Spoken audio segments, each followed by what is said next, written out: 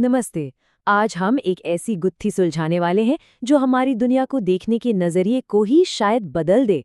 हम जानेंगे कि हमारा दिमाग हकीकत को कैसे फिल्टर करता है और हमें उस दुनिया का सिर्फ एक छोटा सा हिस्सा ही क्यों दिखाता है जो असल में हमारे चारों ओर मौजूद है। तो चलिए सीधे इसी सवाल से शुरू करते हैं। हम अपने आसपास की दुनिया का कितना हिस्सा सच में देख पाते हैं?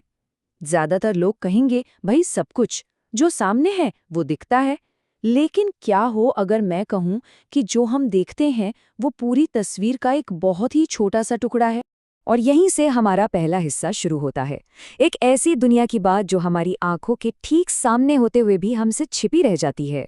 देखिए, हम सब मानकर चलते हैं कि हमारी आंखें एक हाई डेफिनेशन कैमरे की तरह हैं।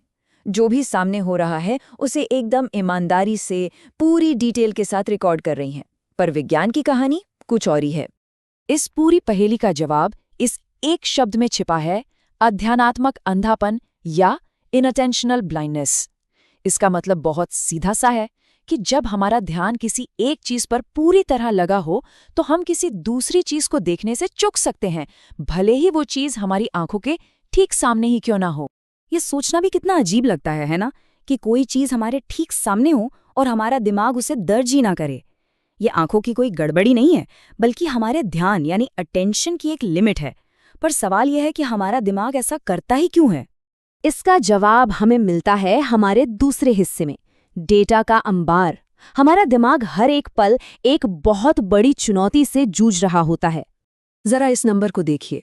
हर सेकंड हमारी पांचों इंद्रियां, आंख, कान, नाक, त्वचा, ये सब मिलकर करीबन 1,10,00,000 बिट्स की जानकारी हमारे दिमाग तक भेजती हैं। सोचिए, ये जानकारी का कितना बड़ा सैलाब है। और अब ये देखिए, ये अंतर सच में होश उड़ाने वाला है। उस 1,10,00,000 बिट्स में से हमारा सचेत मन यानी कॉन्शियस माइंड एक सेकंड में सिर्फ 50 बिट्स प्रोसेस कर पाता है। ये तो ऐसा हुआ जैसे दुनिया की सबसे बड़ी लाइब्रेरी में जाकर सिर्फ एक लाइन पढ़ना, बाकी सब बस यूं ही गुजर जाता है। तो आप सोचिए, जानकारी के इस सैलाब में डूबने से बचने के लिए हमारे दिमाग के पास एक ही रास्ता है, एक बहुत ही सख्त और माहिर गेटकीपर बनना। उसे हर पल ये तय करना होता है कि कौन सी जानकारी अंदर आने लायक है और किसे बाहर ही रोक देना है। ये दिमाग की कोई कमी नहीं, बल्कि जिंदा रहने का एक जरूरी तरीका है। तो ये फिल्टरिंग होती कैसे है? दिमाग ये फैसला कैसे करता है कि क्या जरूरी है और क्या नहीं? यहीं से चीजें और भी दिलचस्प हो जाती हैं, जो हमें ले आता है हमारे तीसरे हिस्से पर, दिमाग की भविष्यवाणियां। विज्ञान में एक बहुत मजेदार थियरी है जिसे प्रिडिक्टिव कोडिंग कहते हैं। ये थियरी कहती है कि हमारा दिमाग चुपचाप बैठकर जानकारी आने का इंतजार नहीं करता। नहीं, वो तो अपने पुराने अनुभवों के आधार पर लगातार भविष्यवाणी करता रहता है कि अगले ही पल क्या होने वाला है। इसे समझने का सबसे आसान तरीका है फोन का ऑटो कंप्लीट फीचर। जैसे फोन ये अंदाजा लगाता है कि आप अगला शब्द क्या लिखेंगे, ठीक वैसे ही हमारा दिमाग भी भविष्यवाणी करता है कि हम अगला क्या देखेंगे, क्या सुनेंगे। ये एक तरह से हकीकत का ऑटो कंप्लीट है। ये काम कुछ ऐसे होता है: पहले दिमाग भविष्यवाणी करता है, फिर हमारी इंद्रियां असल जानकारी इकट्ठा करती हैं, इसके बाद दिमाग अपनी भविष्यवाणी और असलियत की तुलना करता है और सिर्फ उस अंतर पर ध्यान देता है जिसे वो एक गलती या सरप्राइज की तरह देखता है। और जब भी ऐसा कोई सरप्राइज होता है, सिर्फ तभी दिमाग अपने मॉडल को अपडेट करता है।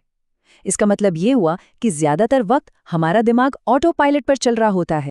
अब ये सिस्टम है तो बड़ा कमाल का, बहुत एफिशिएंट, लेकिन इसकी एक कीमत भी है, और यही है हमारा चौथा हिस्सा, ध्यान केंद्रित करने की कीमत। देखिए, इस भविष्यवाणी वाली प्रणाली का सबसे बड़ा फायदा ये है कि ये दिमाग की बहुत सारी एनर्जी बचाता है। वो सिर्फ उन चीजों पर ध्यान देता है जिनकी उसे उम्मीद होती है, जिससे काम बहुत तेजी से और आसानी से हो जाता है। पर इसका एक दूसरा पहलू भी है। इसका मतलब है कि अगर कोई चीज ऐसी है जिसके दिमाग ने भविष्यवाणी नहीं की थी, जो अप्रत्याशित है, तो वो उसे पूरी तरह से नजरअंदाज कर सकता है, भले ही वो हमारे ठीक सामने क्यों न हो। और बस यही है वो अध्यात्मात्मक अंधापन। और ये हमारे साथ हर रोज होता है। जब हम किसी भीड़भाड़ वाली जगह पर अपना नाम नहीं सुन पाते, या घंटों वो चाबियां ढूंढते रहते हैं जो टेबल पर ही रखी होती हैं, या फिर किसी जाने पहचाने रास्ते पर गाड़ी चलाकर पहुंच तो जाते हैं पर याद नहीं रहता कि कब कौन सा मोड़ आया।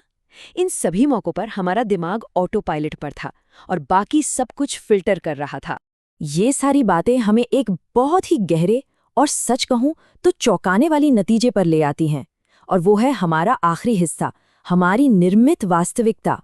जो हकीकत हम और आप महसूस करते हैं वो बाहर की दुनिया का कोई लाइव टेलीकास्ट नहीं है, वो एक मॉडल है, एक कहानी है जिसे हमारा दिमाग हमारी उम्मीदों, यादों और ध्यान के हिसाब से लगातार बना रहा है। ये एक बहुत खूबसूरत कहावत है जो इस पूरी बात का सार बताती है कि हम चीज़ों को वैसा नहीं देखते जैसी वो हैं, बल्कि हम चीज़ों को वैसा देखते हैं जैसे हम खुद हैं। हमारा अनुभव बाहरी दुनिया से ज्यादा हमारे अंदर की दुनिया को दिखाता है। तो आखिर में ये सवाल हमारे लिए बचता है, अगर हमारा दिमाग ही हमारी दुनिया को बना रहा है तो फिर अपनी आंखों पर भरोसा करने का असल में मतलब क्या है? ये एक ऐसा सवाल है जो हकीकत की हमारी पूरी समझ को ही हिला देता है और हमें याद दिलाता है कि दुनिया की सबसे बड़ी खोजें नए नज़ारे देखने से नहीं, बल्कि दुनिया को एक नई नज़र से देखने से होती हैं।